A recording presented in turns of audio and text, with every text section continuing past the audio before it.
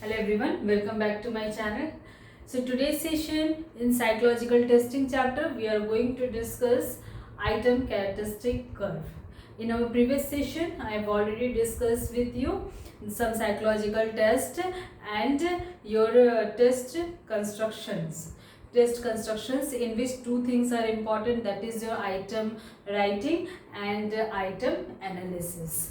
Okay, in item analysis we have discussed about your item difficulty index and your item discrimination index, and today we are going to see the item characteristic curve. Item characteristic curve, जब भी हम कोई test को construct करते हैं तो हम देखते हैं कि item writing and item analysis. तो आइटम एनालिसिस में जो आइटम आपका आइटम डिफ़िकल्टी देखा था हमने एंड आइटम डिस्क्रिमिनेशन देखा था, तो उसके बेसिस पे हम जो है एक कर्व को प्लॉट करते हैं। हम एक डेटा के ऑल द डेटा को कलेक्ट करके उसके बेसिस पे हम एक डाटा प्लॉट करते हैं, ग्राफ प्लॉट करते हैं in the form of your curve. तो उसे हम बोलते हैं आइटम कैरेक्टरिस्टिक कर्व। कि आइटम के अकॉर्डिंगली इसमें क्या होता है आपका, इसमें relationship between your latent ability and performance on a test item.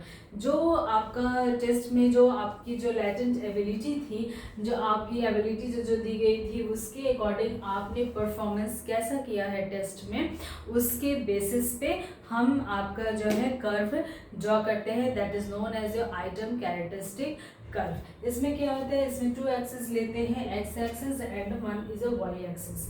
X axis में हम एबिलिटी ट्रेट लेवल्स को रखते हैं। It reflects your wide range of trait levels. जो ट्रेट्स हमने डिसाइड किया है उसको हम किस में रखते हैं, हम एक्स लेवल पे रखते हैं, एक्स एक्सिस पे रखते हैं।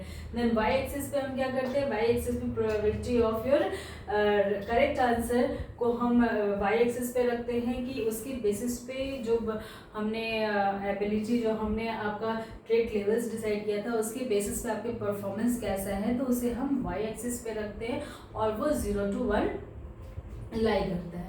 ठीक है, और इसमें जो है आपके जब हमने प्लॉट किया तो हमने वैल्यूज रखी 0 to -4 -2 0 जब आपके सेंट्रल लेवल है एंड +2 एंड +4। इसमें -4 जहाँ आ रहा है दैट मीन्स जो भी आपका आइटम आपके पास आया है, जो भी आपका टेस्ट हुआ है उसमें जो क्वेश्चंस थे वो ईजियर फॉर्म में थे, तो दैट मीन्स आपका जितना होना चाहिए था उससे कम है स्कोर, तो that means it's easier and 0 means it's a difficult level and 4 आया है that means it's a harder level test. ठीक है, पॉजिटिव की तरफ है। तो अब इसमें क्या है आपका जैसे 0.1 0.2 0.3 0.4 0.5 6 7 8 9 1, जैसे मैंने बताया कि y एक्सिस जो है आपका रिफ्लेक्ट कर रहा है, that reflect your probability ranking from 0 to 1। That's why data को हमने 0 to 1 में प्लॉट किया है और उसका जो इंटरवल्स है वो 1 2 3 4 5 6 7 8 इस तरह से रखा है। अब यहाँ पर जब हम हमारे बेसिस पे हमारे जो डेटा आया है उसके बेसिस पे हमने कर्व प्लॉट किया है, तो वो इस टाइप से प्लॉट हुआ है। दैट मीन्स जो इसका लोअर लेवल है, लोअर एसिम्प्टोट इज योर जनरेबिलिटी, यानी कि उसकी जो लोअर लेवल है वो दिखाता है कि उसकी गेसेबिलिटी कैसी है। ओके नाउ, और उसके बाद जब हम स्लोप में इसको ड्रॉ करते हैं, वो डेटा जो आ रहा है हमारा उसके बेसिस पे जब हमारा कर्व प्लॉट होता है, यानी कि एक स्लोप पे जाता है, तो स्लोप इज आपको क्या दिखाता है, एक डिस्क्रिमिनेशन दिखाता है। और यहाँ क्या है, यहाँ पर ये 0 to 0.9 क्या है, अपर एसिम्प्टोट है, यानी कि केयरलेसनेस है। ठीक है, ये एसिम्प्टोट दिखाता है, upper asymptote and this is your lower asymptote. ठीक है, तो इस टाइप में आपका जो है डेटा वो हम प्लॉट करते हैं, वो एक स्लोप की तरफ फॉर्म होता है और ये दो ट्रू प्रॉपर्टीज पे डिपेंड होता है, that is your difficulty of item के बेसिस पे एंड डिस्क्रिमिनेशन के बेसिस पे। डिफिकल्टी ऑफ आइटम के बेसिस पे हम क्या देखते हैं, we are going to see the difficulty of item के बेसिस पे कि कितने क्वेश्चंस हमारे जो है करेक्ट हुए हैं, वो हम फाइंड आउट करते हैं। कितने क्वेश्चंस हमारे जो हमें मिले हैं वो हम कैसे फाइंड आउट करते हैं, हम फाइंड आउट करते हैं एक फॉर्मूला से, that is D equal to आपका जो डिफिकल्टी लेवल है उसको हम फॉर्मूला से फाइंड आउट करते हैं कि टोटल नंबर ऑफ आपका जो आंसर है वो करेक्ट कितना है, and total number of items, total number of candidate जो उसको अपीयर किया है उस टेस्ट को। तो इससे हम क्या फाइंड आउट करते हैं, डिफिकल्टी ऑफ आइटम्स। तो difficulty of item find out करने के बाद में हम क्या करते हैं, सेकंड प्रॉपर्टी हमारी डिस्क्रिमिनेशन की होती है। डिस्क्रिमिनेशन में we are going to find out, discrimination में क्या फाइंड आउट करते हैं, डिस्क्रिमिनेशन से हम देखते हैं कि कितने लोगों ने उस क्वेश्चंस को अटेम्प्ट किया है, either he is a low scorer और अ हाई स्कोरर, इससे मतलब नहीं है, लेकिन हमें ये देखना है कि कितने लोगों ने उस क्वेश्चन को अटेम्प्ट किया है। इससे हमें डिस्क्रिमिनेशन इज अनदर प्रॉपर्टी। तो इस टू प्रॉपर्टी के बेसिस पे we are going to plot a slope, और हम ग्राफ को प्लॉट करते हैं। अब जो इसमें स्लोप है, स्लोप में टू टाइप्स होते हैं, एक होता है स्टीपर एंड एक flatter.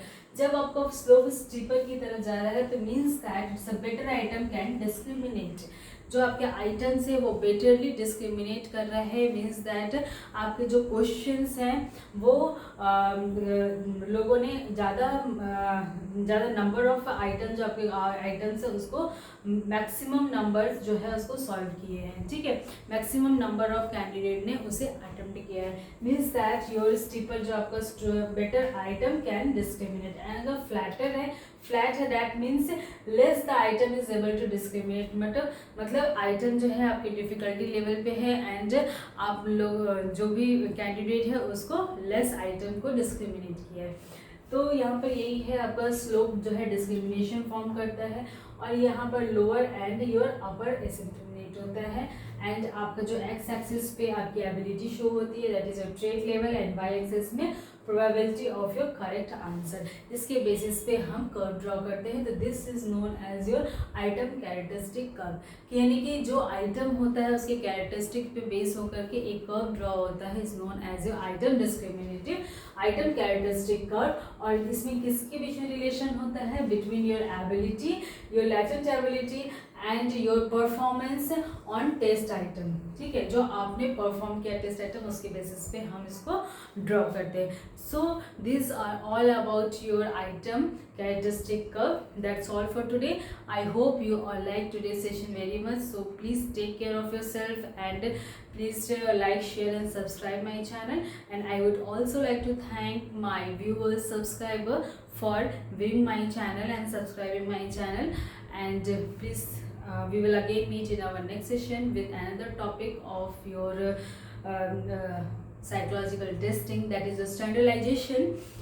So till then, take very good care of yourself, and thank you so much.